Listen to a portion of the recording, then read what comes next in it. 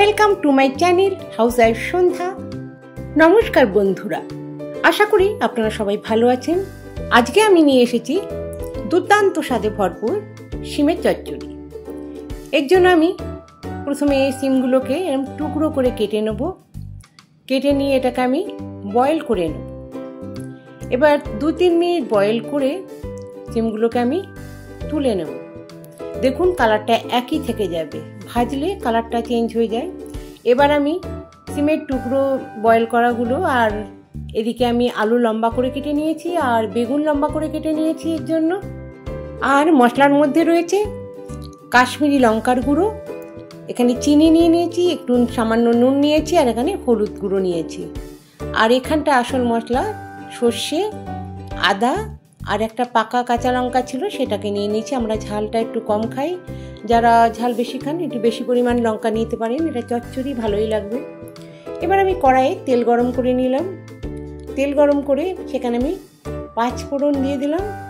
5 ফোড়নটা যখন খুব সুন্দর গন্ধ বেরিয়ে আসবে এর মধ্যে আমি তেজপাতা দিয়ে দিলাম, কারণ তেজপাতা পুড়ে গেলে খুব একটা ভালো গন্ধ লাগে না। তেজপাতাটা মোটামুটি 5 ফোড়নটা মোটামুটি ভাজা হওয়ার পরে আমি এটাকে দিয়ে দিলাম।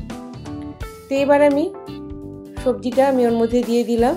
এখন আমি শিমটাকে দেব না, কারণ হচ্ছে শিমটা আমি ভেজে নিয়ে নিই, এই কারণেই শিমের কালার চেঞ্জ হয়ে যায়, তখন চচ্চড়িটা সেরকমভাবে ভালো লাগে না। তাই শিমটাকে সিদ্ধ করে নিলাম প্রথমে।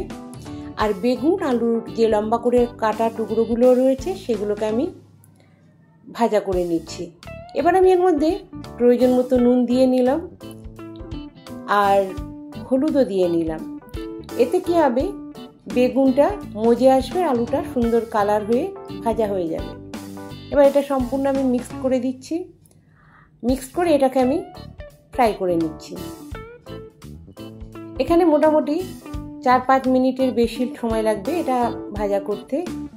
এভাবেই আমি ভাজা করে নেব।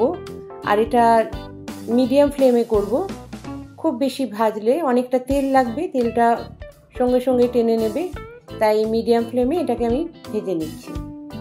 এরকম যখন এটা খুব লাল করে এটা ভাজা হয়ে যাবে, দেখুন এভাবে ভাজতে ভাজতে মানে সম্পূর্ণ ভাজাটা করে নেবো, একদম মজে আসবে, বেগুনগুলো ভাজাও হয়ে যাবে, তারপরে আমি শিমগুলোকে দেব। আজ আজকে আপনারা যারা প্রথম আমার এই রেসিপিটি দেখছেন তারা একটা লাইক একটা কমেন্ট করতে পারেন। আর রেসিপিটা ভালো লাগলে অবশ্যই সাবস্ক্রাইব করে আমার পাশে থাকবেন, বেল আইকনটি প্রেস করে দেবেন, যখনই আমি আবার নতুন কোনো ভিডিও ছাড়বো সবার আগে আপনার কাছে পৌঁছে যাবে। আলু বেগুনটা খুব ভালো করে ভাজা হয়ে যাবার পর আমি এবার শিমগুলোকে দিয়ে দিয়েছি। দিয়ে এর মধ্যে যে কাশ্মীরি লঙ্কার গুঁড়োটা রয়েছে সেটা দিয়ে দিলাম। দিয়ে এবার এটাকে মিক্স করে দেবো। যেহেতু শিমটা আমি সিদ্ধ করে নিয়েছি, দেখুন কালারটা সবুজ রয়েছে, এটাকে আলতো হাতেই নাড়তে হবে, নাহলে শিম তো নরম ভেঙে যাবে আর একটু ঘেটে যাবে। তাই এইভাবে এটাকে নেড়ে নিতে হবে, এই পাশ ও পাশ করে এটাকে এর সাথে 2-3 মিনিট এভাবে ভাজা করে নিতে হবে। আর যখন এটা ভাজা হয়ে আসবে তখন শিমের একটা সুন্দর একটা স্মেলও বেরিয়ে আসবে, যেমন শিম ভাজার হয়, কিন্তু কালার চেঞ্জ হবে না। এটা আমি আগেই বয়েল করে নিয়েছি, যাই তেলে যে একটা ফ্রাই করলে যে কালার চলে আসে শিমের একটা অন্যরকম, সেটা হবে না। এবার আমি সামান্য জল দিয়ে মশলাটাকে স্লাইড একটু কষিয়ে নিলাম। তারপরে আমি যতটা সিদ্ধ হতে আলুটার বেগুনটা যা জল লাগে সেই পরিমাণ জল দিয়ে দিলাম। দিয়ে এটাকে আমি একদম একটু জলটা মিক্সড করে দিয়ে আমি এটাকে ঢেকে দেব। তাতে যতক্ষণ সিদ্ধ না হয় ততক্ষণ এটা ঢেকে দেওয়া থাকবে। এবার আমি এর মধ্যে আমি সারা বছর যে টমেটো আমি বানিয়ে রাখি টমেটো পেস্ট করে সেটাকে আমি দিয়ে দিলাম। এটা আমি করে রাখি, যখন আমি বাজারে টমেটোর অনেকটা দাম থাকে তখন আমি এই টমেটোটা দিয়ে আমি সব রান্না করতে পারি, তখন আমার বাজার থেকে নতুন টমেটো কিনতে হয় না। আর টমেটোটা আমার মোটামুটি ছাল ছাড়ানো থাকে, আর এভাবে পেস্ট করে সারা বছরের জন্য আমি রেখে দিই। এটা আমার একটা ভিডিও আমি দেব, এর পরের ভিডিওটা আমার তাই হবে, আর সেটা আপনাদেরকে আমি বানিয়ে দেখাবো। এবার আমি সর্ষে, আদা আর একটা যে পাকা কাঁচা লঙ্কা ছিল সেটাকে বেটে নিচ্ছি। আগেও বলেছি প্রয়োজন মতো আপনারা ঝালটা দেবেন, এতে আপনাদের যে যেরকম ঝাল খান, আমরা একটু ঝাল কম খাই আর এই লঙ্কাগুলো যথেষ্ট ঝাল, একটাই দিলাম। এবার আমি ঢাকাটা উল্টে চচ্চড়িটা একটু নেড়ে দিলাম যাতে তলায় লেগে গেছে নাকি দেখার জন্য। আর এর মধ্যে যে আমি সর্ষে, আদা, কাঁচা লঙ্কার যে পেস্ট সেটাকে দিয়ে দিলাম। এখানে 1 চামচ সর্ষে বাটা রয়েছে, তার মধ্যে আদা আর কাঁচা লঙ্কা মিক্সড হয়ে এটা 1.5-2 চামচের মতন হয়ে গেছে। সেটাকে আমি পুরোটাই দিয়ে দেবো এর মধ্যে। একটু গা মাখা হবে সিম চচ্চড়িটা, যা আছে দিয়ে দিলাম। খুব বেশি পরিমাণে সর্ষে দেবেন না, এতে শরীরের পক্ষে ভালো না। আমি ছোট চামচের 1 চামচ সর্ষে বেটে নিয়েছি এর মধ্যে আদা আর কাঁচা লঙ্কার সাথে। এবার এটাকে একটু আলতো হাতে এটাকে নাড়া দিতে হবে, কেননা শিমগুলো একদম ঘেটে গেলে ভালো লাগবে না, তখন দেখতেও ভালো লাগবে না।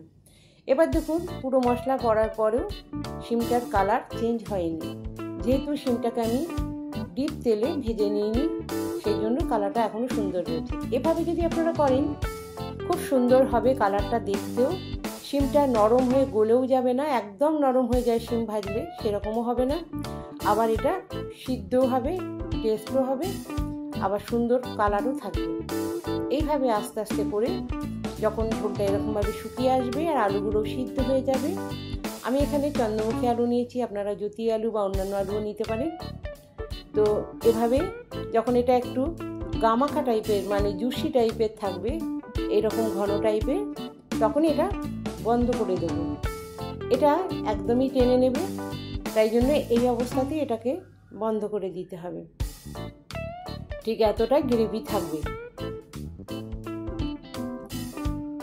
ভিডিওটি দেখার আগে অবশ্যই একটা লাইক দিয়ে নেবেন। আপনাদের একটা লাইক আমাকে অনেক বেশি উৎসাহিত করে আর নতুন কিছু বানানোর জন্য বা নতুন কোনো ভিডিও দেওয়ার জন্য।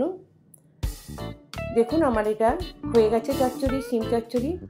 এভাবে শিম চচ্চড়ি করলে গরম ভাতে অসাধারণ লাগে। একদম যদি ঠিক মাপ মতন সব কিছু দেওয়া যায়, নুন, চিনি, ঝাল, মশলা, এটা অসাধারণ লাগে খেতে। এবার আমি এই অবস্থাতেই একটা প্লেটে উঠিয়ে নেব। একটু গ্রেভি থাকবে, কারণ এই গ্রেভিটা সঙ্গে সঙ্গে ওটার মধ্যে টেনে নেবে, একটা গা মাখা টাইপের চচ্চড়ি হয়ে দাঁড়াবে। তাই জন্য একটু গ্রেভি সমেত এটাকে তুলছি। আর এটা অনেক রকম খাবারের মধ্যেও এটা একটা নিরামিষ দিনের দুর্দান্ত রেসিপি। শিম তো আর এরপরে পাওয়া যাবে না, শীতকালও প্রায় চলে গেল। তো এখন শিমটাকে একটু ভিন্ন স্বাদের করে আমরা খাই, তো এরকমভাবে খেয়ে দেখতে পারেন। এটা একটা ট্র্যাডিশনাল রান্না, এটা আমি আমার শাশুড়ি মায়ের কাছ থেকে শিখেছি। আর এটা খেতে খুবই টেস্টি হয়, আর খুব বেশি এর মধ্যে মশলাও এর মধ্যে দিতে হয় না। একদম সম্পূর্ণ নিরামিষ একটা দুর্দান্ত স্বাদের রেসিপি। গরম ভাতে এটা দুর্দান্তই লাগে, রুটি দিয়েও আপনারা এটা খেতে পারেন। আর যেখান থেকে যেসব বন্ধুরা আমার এই ভিডিওটা দেখছেন তাদেরকে অসংখ্য ধন্যবাদ। আমি আবার আসবো নতুন কোনো ভিডিও নিয়ে আপনাদের।